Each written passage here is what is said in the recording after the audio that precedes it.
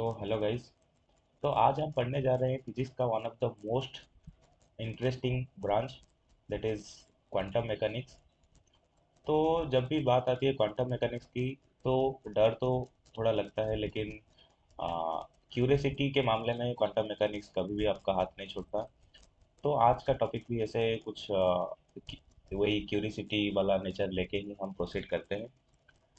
तो जब मैं भी स्टार्टिंग से इसको पढ़ा था तो मेरे को भी थोड़ा दिक्कत हुआ था, लेकिन थोड़ी देर थोड़ी अच्छे से पढ़ने के बाद अ, अभी थोड़ा अच्छा लगने लगा है। तो मैं जितना अच्छे से समझा हूँ, कोशिश करूँगा आपको भी उतने अच्छे से समझा पाऊँ। तो सो लेट्स सी।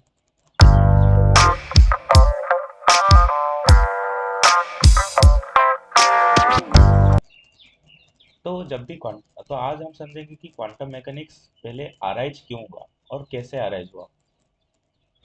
तो क्वांटम मैकेनिक्स बेसिकली ऐसा कुछ फेनोमेना देखा गया जिनको एक्सप्लेन करने के लिए जो हमारा उससे पहले क्लासिकल मैकेनिक्स और क्लासिकल थर्मोडायनेमिक्स था, वो दोनों फेल हो गए। तब एक नया ब्रांच ऑफ फिजिक्स का नीड था जो कि जिसको फुलफिल किया हमारा क्वांटम मैकेनिक्स ने। तो ऐसा कुछ अनएक्सप्लेनेबल जो फेनोमेना थे उनमें से एक तो है हमारा ब्लैक बॉडी रेडिएशन। तो आज हम देखेंगे कि ब्लैक बॉडी रेडिएशन बेसिकली था क्या। तो जितने भी दुनिया में ऑब्जेक्ट है सबका कोई ना कोई एमिसिविटी और कुछ ना कुछ ऑब्जर्सिविटी रहती है। तो एमिसिविटी बेसिकली होता क्या है कि एमिसिविटी से पहले ऑब्जर्सिविटी समझ ले। कि ऑब्जर्सिविटी क्या होता है कि बॉडी के ऊपर इंसिडेंट होने पर रेडिएशन का वो कितना फ्रैक्शन का ऑब्जर्व कर लेता है, वो होता है उसका कोफिशिएंट ऑफ ऑब्जर्शन।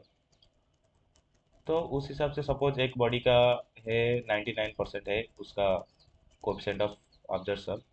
तो उस हिसाब से उसके ऊपर जितना भी लाइट गिरेगा वो उसका 99% ऑब्जर्व कर लेगा। तो एक ब्लैक बॉडी एक ऐसा ऑब्जेक्ट होता है जो कि उसके ऊपर गिरने पर एक रेडिएशन का 100% ऑब्जर्व कर लेता है। अभी और एक भी चीज़ है कि जो बॉडी जितना ऑब्जर्व करता है उसको उतना रेडिएट करना भी पड़ता है। तो जो जो भी कोई भी बॉडी अगर थर्मोडायनेमिकल इक्विलिब्रियम में है, तो उसका जो जो एमिसिविटी है और जो ऑब्जर्सिविटी है दोनों सेम होना चाहिए कि कहाँ पे ना, जब थर्मोडायनेमिक इक्विलिब्रियम हो।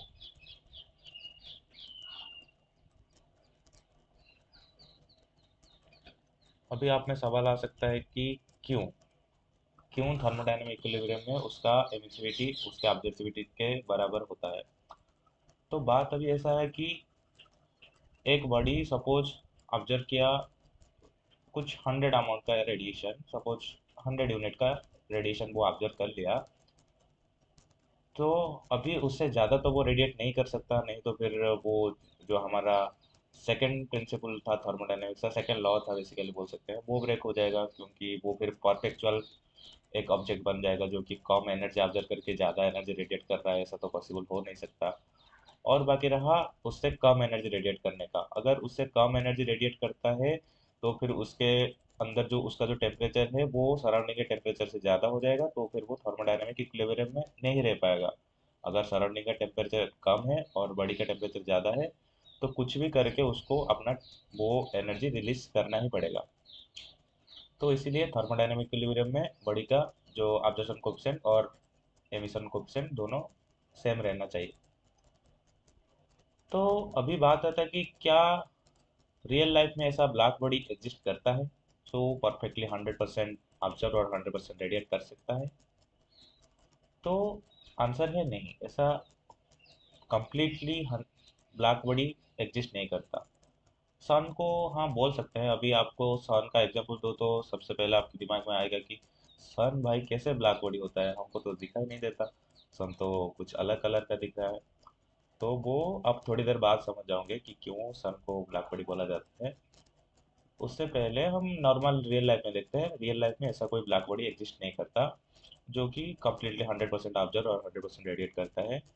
तो फिर अभी साइंटिस्ट लोगों ने क्या किया ना, उन्होंने एक ब्लैक बॉडी डिजाइन करने की कोशिश किया। तो पहली बात उन्होंने, एक तो यहाँ पे देख सकते हैं ये वाला डायग्राम में, उन्होंने पहले क्या किया, एक तो थर्मोफ्लास्क जैसा एक एक राउंडेड एक स्पीयर लिया, एक कैविटी कह लो, और उस जो कैविटी था उस कैविटी का जो इनर सरफेस था उसको एक ऑब्जेक्ट से कोट किया जिसका नाम है कार्बन ब्लैक, जो कि अब तक का सबसे ज़्यादा ऑब्जर्व कर पाने वाला मटेरियल है। वो लगभग 99% तक जो रेडिएशन को सोख लेता है।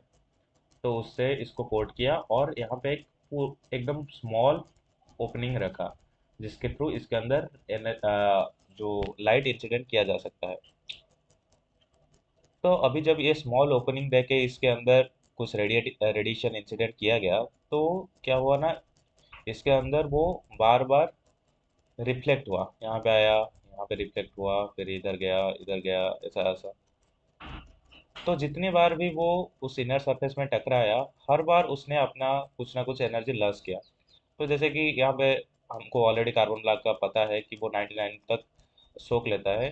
तो अगर स्टार्टिंग में इसके पास 100 गया होगा, तो फिर पहले रिफ्लेक्शन में ही वो दूसरे रिफ्लेक्शन तक जाते जाते उसके पास सिर्फ 1% ही बचा होगा। अभी उस 1% का भी जब रिफ्लेक्शन होगा तभी उसके पास 0.01% बचा होगा। तो इस हिसाब से तो हम बोल सकते हैं कि कहीं ना कहीं इसके अंदर मल्टीपल रिफ्लेक्शन के बाद ये रेडिएशन हम जितने डाले थे वो कम्प्लीटली सोक हो जाएगा। तो अगर वो रेडिएशन सोक तो हो गया, लेकिन वो किस फॉर्म में एग्जिस्ट करेगा, वो उस रेडिएशन का करेगा क्या, ऑब्जर्व तो कर लिया लेकिन होगा क्या उसने। तो वो क्या करता है ना, वो कैविटी का टेम्परेचर इंक्रीज कर देता है। तो अभी कैविटी का टेम्परेचर इंक्रीज हो गया, लेकिन जो हमारा सराउंडिंग का टेम्परेचर है वो अभी हमारा इसके टेम्परेचर से कम है। तो ये कोशिश करेगा कि थर्मोडायनेमिक इक्विलिब्रियम में आने के लिए, तो ये क्या करना चाहेगा ना, जो उसका टेम्परेचर है उसको घटाना चाहिए। उसके लिए उसको अपना हीट रिलीज करना पड़ेगा। अभी बाहर की तरफ तो कर नहीं सकता हीट रिलीज, क्योंकि हमने थर्मोप्लास्ट जैसा कुछ मटेरियल बना के उसमें कोट किया हुआ है। तो अभी उसके पास सिर्फ एक ही ऑप्शन बचा है कि वो जो इनर सरफेस है कैविटी के अंदर की तरफ वो एनर्जी रेडिएट करे। तो अभी वो कैविटी के अंदर की तरफ एनर्जी रेडिएट करने लगा है, जैसे कि देख सकते हैं ऐसा रेडिएट हो रहा है। तो थोड़ी देर बाद क्या होगा ना, जो कैविटी का अंदर का पूरा रेडिएशन से भर जाएगा, और जो यहाँ पे स्मॉल ओपनिंग हम रखे थे उसके थ्रू सारे रेडिएशंस जो भी है वो बाहर निकलेंगे। और यही जो रेडिएशन है इसी को हम नाम देते हैं ब्लैक बॉडी रेडिएशन। अभी देखा गया जब चेक करके एक्सपेरिमेंटली कि ये जो रेडिएशन निकल रहा है इसमें हर तरीके का वेवलेंथ मौजूद है। अलग अलग अमाउंट में मौजूद है वो अलग बात है, लेकिन हर तरीके का वेवलेंथ प्रेजेंट है। और उसको अगर हम प्लॉट करें ग्राफ में, तो कुछ ऐसा ग्राफ बनेगा। ये रेडिएशन इंटेंसिटी मतलब कि इंटेंसिटी बेसिकली देता है कि कितने अमाउंट में वो रेडिएशन प्रेजेंट है। सपोज यहाँ पे इस पर्टिकुलर वेवलेंथ का सपोज मैं कोशिश करूँ देखने के लिए, तो ये पर्टिकुलर वेवलेंथ का रेडिएशन वो ब्लैक बॉडी रेडिएशन में इतना अमाउंट का प्रेजेंट है, इतना इंटेंसिटी का ये पर्टिकुलर वेवलेंथ वाला रेडिएशन प्रेजेंट है। और उसका एक कर्व कुछ इस हिसाब से बनता गया। ये अलग अलग टेम्परेचर में लेके बना हुआ है। तो देख सकते हैं यहाँ पे 2000 में ये, 3000 में ये, जैसे जैसे टेम्परेचर इंक्रीज होता जा रहा है ये थोड़ा सा ऊपर की तरफ ऐसा शिफ्ट होता जा रहा है। तो तो अभी जो क्वेश्चन सब साइंटिस्ट के दिमाग में तब आया कि ये कर्व का नेचर ऐसा क्यों होता है।